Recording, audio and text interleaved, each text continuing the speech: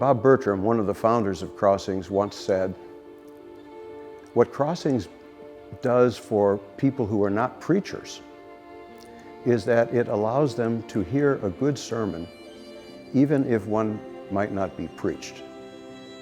It allows people to do their own analysis of a text and to focus on the promise that is in that text and to make their own applications." Crossings is not a sect of Christianity.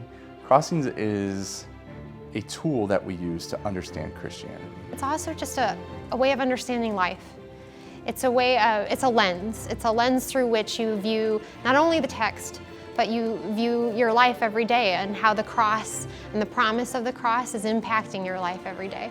This gift of gospel, this gift of good news, this gift of sweet swap of all of my imperfections being swapped for God's generosity and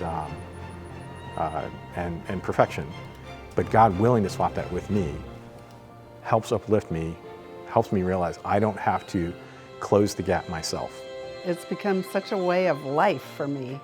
I automatically interpret everything that goes on through that Crossings lens. God's law and God's gospel. So Crossings lives everywhere where people are preaching grace, are preaching freedom, are preaching God came to save me, not you go save yourself for God. Crossings is a community. In my mind, that's the very first thing. It's a network of people who love this understanding of the Scripture, that at all times and in all places, when you read the Scripture, you will encounter the law and the gospel. Jesus is in every text, proclaiming good news to us, proclaiming the freedom of the cross. It's also a resource.